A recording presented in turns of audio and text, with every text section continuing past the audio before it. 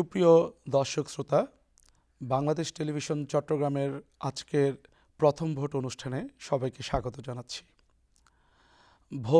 ভোটাধিকার একটি গণতান্ত্রিক রাষ্ট্রের জন্য অত্যন্ত গুরুত্বপূর্ণ। ভোটের মাধ্যমে জনপ্রতিনিধি নির্বাচিত করা হয়। সেই নির্বাচিত জনপ্রতিনিধি সরকার পরিচালনা করে এবং সরকারের যে কার্যক্রম সেটা অব্যাহত থাকে এই নির্বাচিত প্রতিনিধির মাধ্যমে। বাংলাদেশে প্রতি 5 বছর পর পর জাতীয় সংসদ নির্বাচন অনুষ্ঠিত হয়। এবারের নির্বাচন ত্রয়োদশ নির্বাচন, যা 12ই ফেব্রুয়ারিতে অনুষ্ঠিত হবে। আমরা বহুল প্রতীক্ষিত এই নির্বাচন, আমরা অনেক নতুন ভোটারকে দেখছি যে তারা নতুন ভোট দিবে প্রথমবারের মতো। সেই প্রথম যারা ভোট দিবে তাদের নিয়ে আমাদের আজকের আয়োজন। আমি শুরুতেই পরিচয় করিয়ে দিচ্ছি। আমার ডান পাশে আছে Chattogram veterinary and medical science ইউনিভার্সিটির শিক্ষার্থী রবিউল ইসলাম মিশাদ, তিনি চতুর্থ বর্ষের শিক্ষার্থী। তার পাশে আছেন মোহাম্মদ মেহেদি হাসান, তিনি doctor of veterinary medicine DVM degree পড়াশোনা করছেন, চতুর্থ বর্ষেরই। আমার বাম পাশে আছেন Jahan Maisha, Ispahani public school and কলেজের উচ্চ মাধ্যমিকের শিক্ষার্থী। আমাদের সর্বশেষ শিক্ষার্থী সাফিয়া আক্তার, তিনি চট্টগ্রাম গভর্নমেন্ট উইমেন্স কলেজে 3rd ইয়ারে পড়ছেন পলিটিক্যাল সায়েন্সে। আপনাদের সবাইকে আজকের প্রথম ভোট অনুষ্ঠানে স্বাগত জানাচ্ছি। ভোট একটি গণতান্ত্রিক অধিকার এবং আমরা জানি আপনারা প্রথম ভোট দিবেন। এই যে দীর্ঘদিন আমাদের বাংলাদেশে আমরা জানি গত বেশ কিছুটা নির্বাচনে অনেকে ভোট দিতে পারেনি। এই প্রথম ভোটদানের অনুভূতি আপনাদের কেমন লাগছে? প্রথম ভোট দিতে যাবেন অল্প কিছুদিন পরে। এবার আমরা 13-10 নির্বাচনে প্রথম ভোট উপলক্ষে অনেক উৎসাহ উদ্দীপনা কাজ করছে। যেহেতু ভোট একটা নাগরিক অধিকার, এই নাগরিক অধিকার প্রতিফলনের মাধ্যমে আমরা আসলে যোগ্য প্রার্থী নির্বাচন করি এবং যখন যোগ্য প্রার্থী আমরা নির্বাচন করতে পারবো তখনই মূলত আমাদের দেশ, আমাদের জাতির উন্নয়ন হবে, দেশ সামনের দিকে এগিয়ে যাবে। আপনিও একটু বলুন। এবারে নির্বাচনটা বেশি গুরুত্বপূর্ণ এই কারণ হচ্ছে বিগত প্রায় 15 বছরের মতো এদেশের মানুষ তাদের ভোটাধিকার প্রয়োগ করতে পারে নাই। 2024 সালের গণ অভ্যুত্থানের পরে যে নতুন বাংলাদেশের আকাঙ্ক্ষা, সেই আকাঙ্ক্ষায় মত প্রকাশের স্বাধীনতার প্রতিফলন হিসেবে এবারে নির্বাচনে অবশ্যই গুরুত্বপূর্ণ এবং সেই নির্বাচনে আমি প্রথম ভোটার হিসেবে, তরুণ ভোটার হিসেবে অবশ্যই আমার পছন্দের এবং যোগ্য প্রার্থীকে নির্বাচন করব এবং দেশবাসী সবাইকেই আহ্বান জানাবো যাতে সবাই এই ভোটে অংশগ্রহণ করে। আমি এখন শুনবো মাইশা থেকে। আমি এটা নিয়ে খুব খুশি যে আমি প্রথমবারের মতো ভোট দিতে পারবো।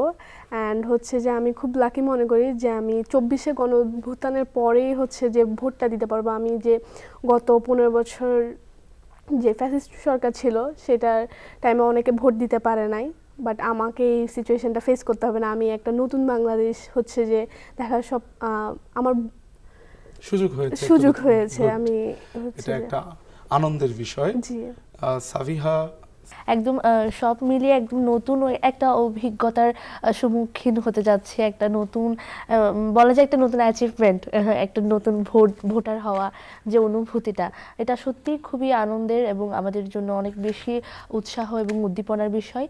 তো আগামী প্রজন্মের আমাদের পরে যারা নতুন ভোটার আসছে, তো আমরাও যদি নতুন কিছু আমাদের নির্বাচিত প্রার্থীদের কাছে আমরা যেটা আশা করব, তো নতুন ভোটার যারা হবে তারাও আমাদেরকে অনুসরণ করবে। তো আমরা এখন অনেক বেশি প্রত্যাশিত করব আমাদের নতুন যারা প্রার্থী, তো নতুনভাবে আমরা ভোটার হয়েছি, আমাদের অনেক বেশি প্রত্যাশা, অনেক বেশি আনন্দ উদ্দীপনা কাজ করছে এই নতুন নির্বাচনকে নিয়ে। মেহেদি হাসান, এখন আমরা জানি যে ভোট 12ই ফেব্রুয়ারি, এখন অনেক তরুণ ভোট দিবে আমাদের এবারে নির্বাচনে। তরুণদের ভোট দেওয়া কেন গুরুত্বপূর্ণ? আপনি কি মনে করেন আসলে গুরুত্বপূর্ণ? অবশ্যই গুরুত্বপূর্ণ। তরুণরা একটা সমাজের বেশিরভাগ অংশ দখল করে আছে, কারণ আমাদের বাংলাদেশের জনগণের অধিকাংশ জনগণ হচ্ছে তরুণ এবং তাদের কাছে নলেজ আছে, তাদের কাছে শক্তি আছে এবং তারা যদি নাগরিক অধিকার সম্পর্কে সচেতন না হয় এবং তারা যদি যোগ্য প্রার্থী নির্বাচন না করতে পারে এবং এই ব্যাপারে সজাগ না হতে পারে, তাহলে হচ্ছে আমাদের দেশ সামনে আগাবে না। এটার একটা প্রভাব পড়বে, অর্থাৎ তরুণরা যাতে যোগ্য প্রার্থীর নির্বাচনের ক্ষেত্রে একটা হ্যাঁ। ভূমিকা রাখতে পারে। নির্বাচনে ভূমিকা রাখতে পারে এবং তার নাগরিক অধিকার সম্পর্কে যেন সচেতন হয় এবং দেশের বিভিন্ন কাজে যাতে অংশগ্রহণ করে, এই ব্যাপারে সজাগ হওয়ার জন্য তরুণদের অবশ্যই ভোট দেওয়া জরুরি। আমরা দেখেছি 24-এর যে গণভুত্থান এবং ফ্যাসিস্ট সরকারের যে পতন, সেটা কিন্তু তরুণদের হাত ধরেই হয়েছিল। এবং আমরা যদি পূর্বের আরও ইতিহাস দেখি, সেখানেও কিন্তু তরুণদের অবদান খুবই গুরুত্বপূর্ণ। আমরা মেহেদী হাসানের উত্তর থেকে জানলাম যে এই তরুণদের যে সচেতন হওয়া, অংশগ্রহণ করা, এই তরুণরাই কিন্তু 5ই আগস্ট যে অভ্যুত্থান সেখানে নেতৃত্ব দিয়েছে। এবং এই তরুণদেরকে একসময় মনে করা হতো যে তারা রাজনীতিতে অংশগ্রহণের ব্যাপারে খুবই অনাগ্রহী, কিন্তু আমরা দেখেছি এই ফেসিবাদ নিরসনে, ফেসিবাদের যে রাষ্ট্র ছিল সেটাকে উপড়ে ফেলার ক্ষেত্রে তরুণদের একটা অগ্রসর ভূমিকা আমরা দেখেছি, যারা আন্দোলনের নেতৃত্ব দিয়েছে।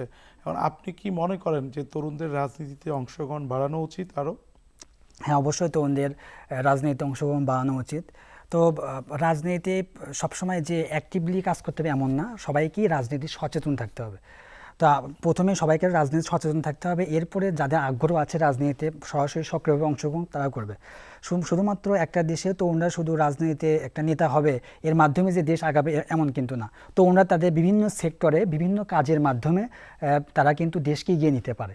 আমরা এখন চলে আসব একদম এবারের নতুন ভোটার, যে আমাদের প্রথমবারের মতো জাহান মায়েশা।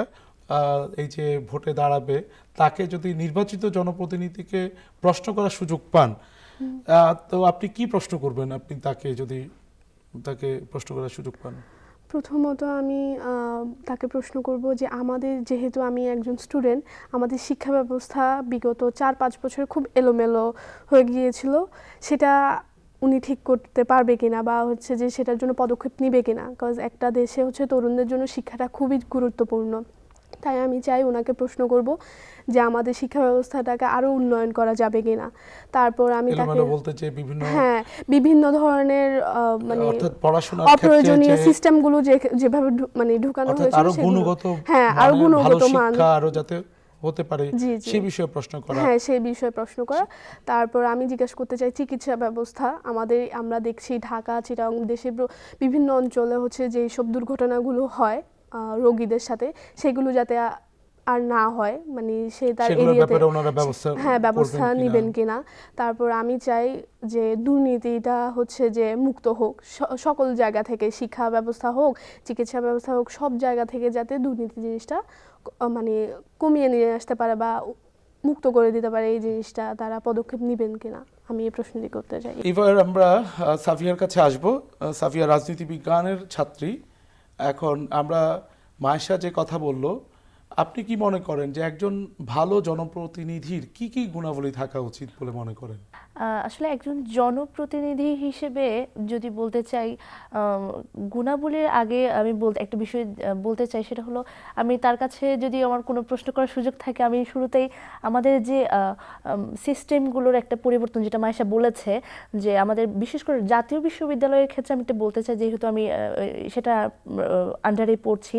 তো আমাদের পড়ালেখার যে সিস্টেমটা, মানে কোনো একটা সময়ে যে কোনো দুর্ঘটনা হোক বা যে কোনো একটা পরিবেশের কোনো একটা অসামঞ্জস্য যদি দেখা দেয়, সেক্ষেত্রে যে কোনো একটা পরীক্ষা বা যে কোনো ক্লাসের সময়টা অনেক দূর পিছিয়ে নেওয়া হয়। তো সেই ক্ষেত্রে দেখা যায় কি, শিক্ষার্থীরা অনেক দূর পিছিয়ে যাচ্ছে পড়ালেখায়, বা পরীক্ষার ক্ষেত্রে তাদের একটা নানা রকম বাধার তারা সম্মুখীন হচ্ছে। তো এই বিষয়গুলো আসলে কাটিয়ে ওঠার ব্যাপারে তাদের কি সিদ্ধান্ত, বা তারা কতটুকু প্রতিশ্রুতি আমাদের যেগুলো দিয়ে থাকে নির্বাচনের পূর্বে, তারা কতটুকু জিনিসগুলো দায়িত্বের সাথে আমাদের প্রতিশ্রুতিগুলো করবে, আমাদের যে কথাগুলো তারা দিয়ে থাকেন সেগুলো কতটুকু পালন করবে, সেই প্রত্যাশা আমরা আসলে তাদের কাছে রাখতে চাই। আর ভালো একজন জনপ্রতিনিধির কি কি গুণাবলী থাকা উচিত বলে মনে করেন আপনি? ভালো একজন জনপ্রতিনিধি হিসেবে আসলে সর্বপ্রথম যেটা থাকা উচিত, স্বচ্ছতা, জবাবদিহিতা এবং প্রশংসামূলক যে কর্মকাণ্ডগুলো আমাদের সাধারণ জনগণের হিসেবে যদি বলতে চাই, একজন তরুণ হিসেবে যদি বলতে চাই, যে অবশ্যই আমি একটা কাজের স্বচ্ছতা চাইবো তার কাছ থেকে, যে কোনো কাজের একটা জবাবদিহিতা চাইবো। এইসব গুণাবলী একজন জনপ্রতিনিধির অবশ্যই থাকা উচিত। ধন্যবাদ। আমরা আবার চলে আসছি এদিকে। এই যে আমরা ভোট দেওয়ার একটা আনন্দ সামনে আসছে, কিন্তু ভোট যে আমরা কাকে দিব এই বিষয়ে অনেকের অনেক রকম ভাবনা আছে। এখন আপনি কোনটাকে গুরুত্ব দিবেন ভোট দেওয়ার ক্ষেত্রে? সেটা কি আপনি আপনার যে দলীয় প্রার্থীর কি নির্বাচনী ইশতেহার দেখবেন, নাকি মার্কা দেখবেন, নাকি প্রার্থীর গুণাবলী দেখবেন?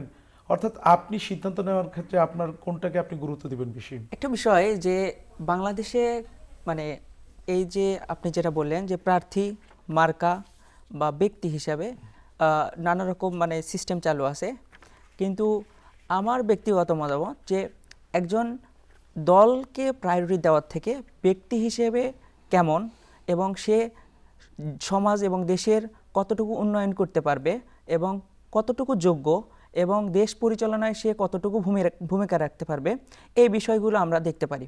কারণ অযোগ্য লোক যদি হচ্ছে যে কোনো একটা দলের নাম নিয়ে নির্বাচনে অংশগ্রহণ করে এবং কোথা থেকে জয় লাভ করে, এবং সে কিন্তু মানে জনকল্যাণে কোনো ভূমিকা রাখতে পারবে না। এবং আমরা দেখি যে হচ্ছে যে একজন দক্ষ নেতা বা একজন দক্ষ জনপ্রতিনিধি মানুষের দুঃখ কষ্ট, মানুষের চাওয়া পাওয়া সংসদ ভবনে যেভাবে উপস্থাপন করতে পারবে, একজন অদক্ষ দলের নামধারী সে কখনো এভাবে উপস্থাপন করতে পারবে না, এবং সে কখনো জনগণের সুখ দুঃখে পাশে থাকতে পারবে না। আচ্ছা, তাহলে অর্থাৎ ভোট দেওয়ার সিদ্ধান্তটা তো অত্যন্ত গুরুত্বপূর্ণ। এক্ষেত্রে রবিউল ইসলাম নিশাদ, আপনি কি কোনো কিছু যোগ করবেন?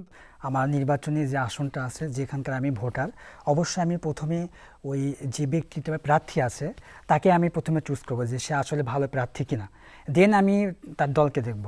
তো প্রথমে আমি প্রার্থী বলতে তার যে গুণাবলী, অর্থাৎ সে জনগণের পাশে দাঁড়ায় কিনা, তার অতীতের কর্মকাণ্ড এবং ভবিষ্যৎ তার পরিকল্পনা, দেশ নিয়ে তার পরিকল্পনা, যেহেতু আমি নিজে তরুণ, তার নির্বাচনী এলাকায় তার তরুণদের নিয়ে তার পরিকল্পনাটা কী, তার দক্ষতা ভিত্তিক বা শিক্ষার ক্ষেত্রে তার মানে অবদান কী রাখতে যাচ্ছে, বাস্তব ভিত্তিক কী কী পরিকল্পনা গ্রহণ করবে এবং সেগুলো মানে যে প্রতিশ্রুতিগুলো দেবে সেগুলো বাস্তবায়নে তার দায়বদ্ধতা কতটুকু, তো এই বিষয়গুলো যার মধ্যে থাকবে আমি মনে করি যে তাকেই আমি ভোটটা দেবো।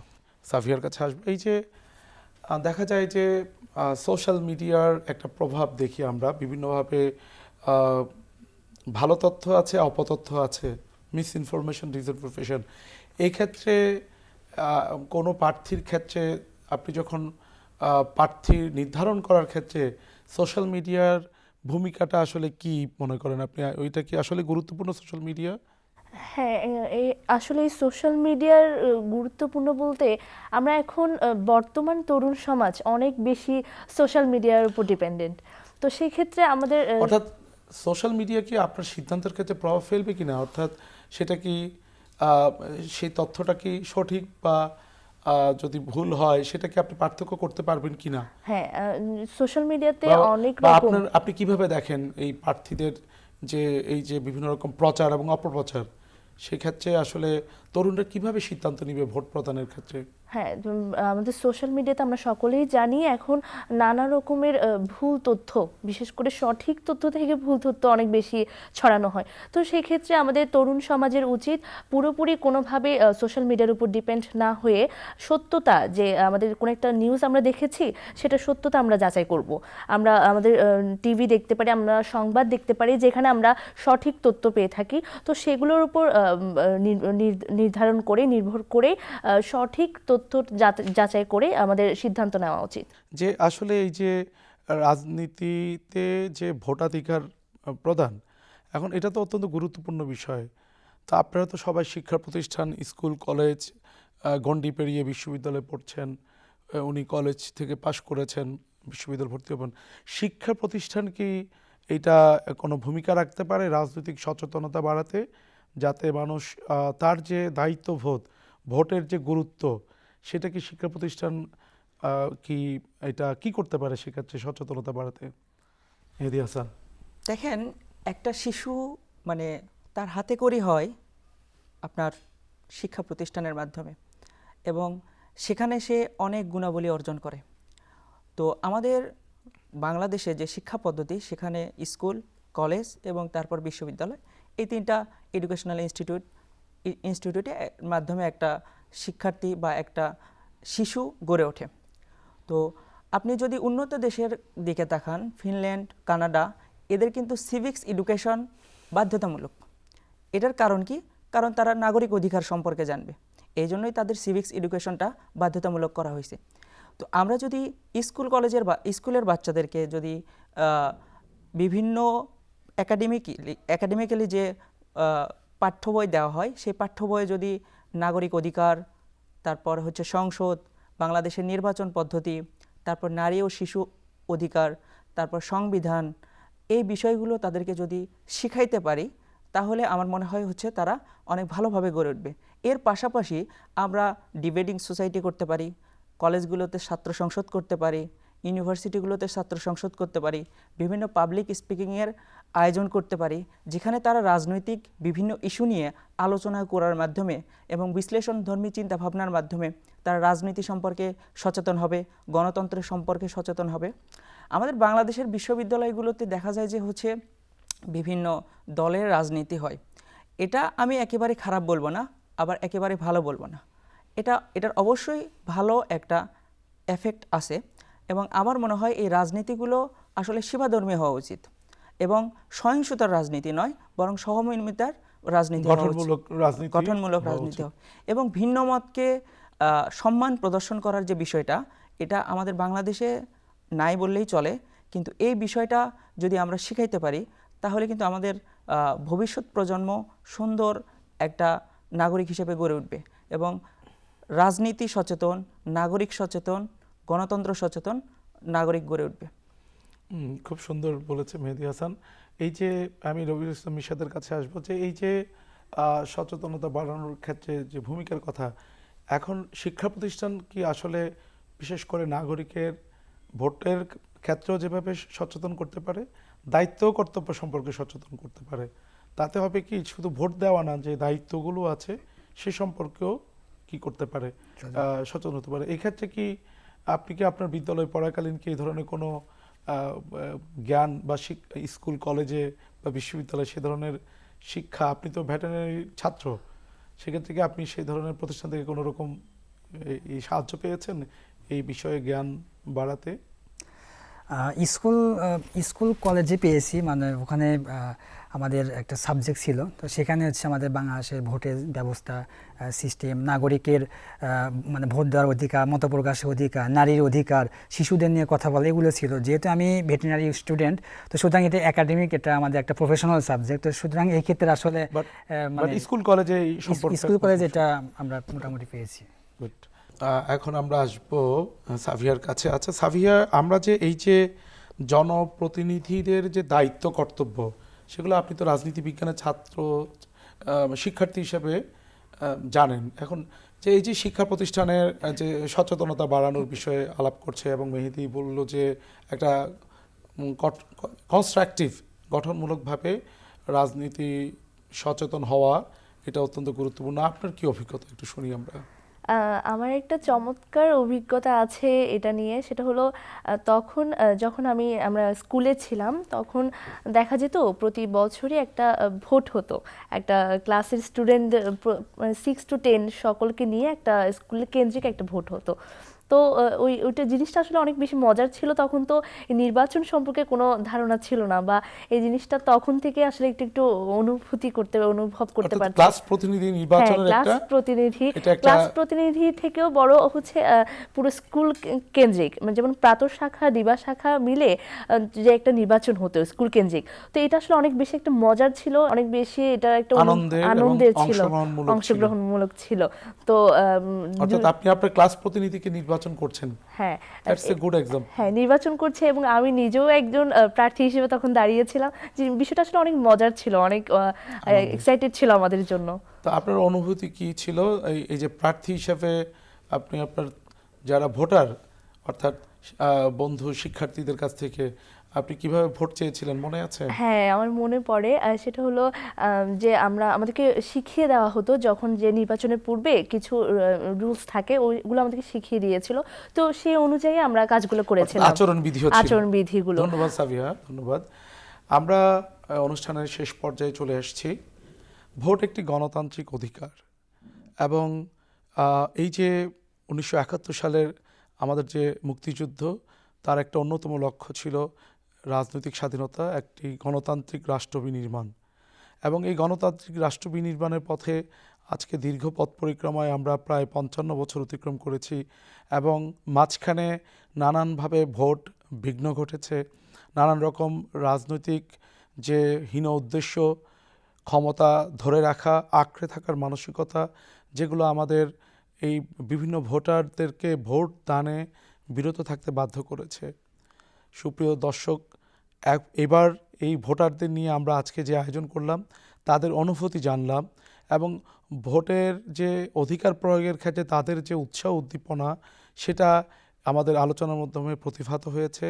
আমরা আগামীর এই 2026-এর ফেব্রুয়ারির যে নির্বাচন 12 তারিখের, সে নির্বাচন সুন্দর হোক, সফল হোক, মানুষ তার ভোটাধিকার প্রয়োগের মধ্যে দিয়ে অনেক নতুন ভোটার তারা ভোট দিবে, তাদের পছন্দের প্রার্থীকে ভোট দিয়ে এই যে গণতান্ত্রিক প্রক্রিয়া সেটাকে সচল করার মধ্যে দিয়ে আগামীর সুন্দর বাংলাদেশ, এই 5ই আগস্ট পরবর্তী যে আমরা সুন্দর বাংলাদেশ, আগামীর বাংলাদেশ করার জন্য চেষ্টা করছি, সেটা যাতে সফল হয় এই প্রত্যাশা রেখেই আজকের এই প্রথম ভোট অনুষ্ঠান এখানে শেষ করছি।